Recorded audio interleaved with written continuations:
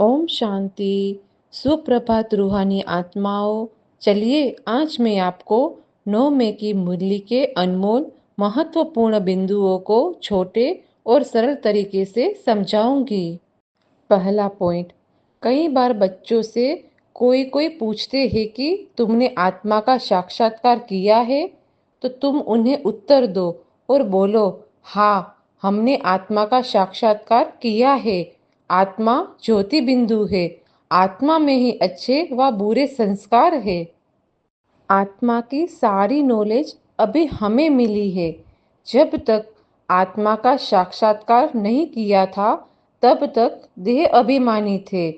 अभी हमें परमात्मा द्वारा गॉड रियलाइजेशन और सेल्फ रियलाइजेशन हुआ है। दूसरा पॉइंट, हम सब आत्माएं हैं, शरीर नहीं। शरीर तो बदलता रहता है, लेकिन आत्मा हमेशा रहती है। दुनिया आज पतित हो गई है, इसीलिए हम भगवान को बुलाते हैं कि वे हमें पावन बनाए। तीसरा पॉइंट, भगवान निराकार है, उनका अपना शरीर नहीं। इसीलिए वे किसी शरीर के माध्यम से आकर हमें समझाते हैं। हमें खुद को शरीर नहीं बल्कि आत्मा समझना चाहिए। इसे देही अभिमानी बनना कहते हैं। हमें पता है कि यह शरीर छोड़कर हमें भगवान के साथ जाना है।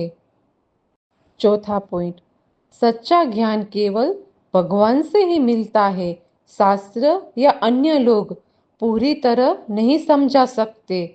हम किसी साधु संत पर मरने की बात नहीं करते। भगवान हमें इस पतित दुनिया से निकालकर एक नई पवित्र दुनिया में ले जाने आते हैं। पांचवा पॉइंट, आत्मा और परमात्मा का सही ज्ञान सिर्फ भगवान ही देते हैं। शास्त्र या साधु संत यह पूरा ज्ञान नहीं दे सकते। छठा पॉइंट, सुबह सुबह उठकर विचार सागर मंथन करना चाहिए। मुरली के मुख्य बिंदुओं को नोट कर लेना चाहिए, फिर उन्हें दोहराना चाहिए ताकि वे दिल पर पक्के हो जाए। और दूसरों को सुनाते समय सबसे पहले सभी को बाप का ही परिचय देना चाहिए। सातवां पॉइंट, आज बाबा ने नंबर 1 बिजनेसमैन बन एक एक सेकंड व संकल्प में कमाई जमा करने वाले पद्मापति भव का वरदान दिया है। इसे सरल शब्द में ऐसे समझो, एक अच्छा बिजनेसमैन वही होता है जो अपने हर समय और हर सोच को सही काम में लगाता है। वह समय या विचार बेकार नहीं जाने देता, बल्कि हर छोटी चीज से भी फायदा कमाने की सोचता है। इसी तरह अगर आप भी अपने हर सेकंड और हर विचार का सही उपयोग करके कुछ अच्छा करें, तो आप भी सफल बन सकते हैं। इससे मन भटकेगा नहीं और बेकार की बातें भी खत्म हो जाएगी। आठवां पॉइंट, आज बाबा ने यह स्लोगन दिया है कि जो मांगता है वो खुशी के खजाने से संपन्न नहीं हो सकता। इस स्लोगन का सरल शब्दों में मतलब है, जो आदमी हमेशा मांगता रहता है वह असली खुशी नहीं पा सकता, क्योंकि खुशी अपने अंदर से आती है, बाहर से मांगने से नहीं।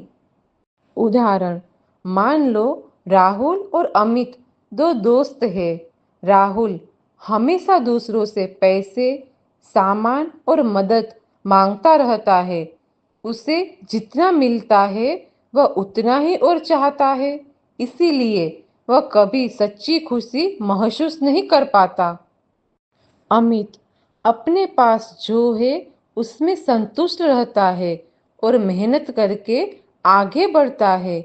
इसी वजह से वह भीतर से खुश रहता है। इसीलिए जो इंसान बार बार केवल मांगता रहता है वह कभी खुश नहीं रह सकता। राहुल जैसे लोगों की अपेक्षाएं पूरी होने के बजाय लगातार बढ़ती ही रहती है और दिन प्रतिदिन उनकी इच्छाएं और बढ़ जाती है। यदि आप इसी प्रकार सरल और स्पष्ट तरीके से मुरली के पॉइंट्स जानना चाहते हैं तो इस चैनल से जुड़े रहने के लिए सब्सक्राइब करें। इस ज्ञान को दूसरों तक पहुंचाने के लिए लाइक और शेयर करें। बाबा की तरफ से सभी आत्माओं को याद प्यार, गुड मॉर्निंग, ओम शांति।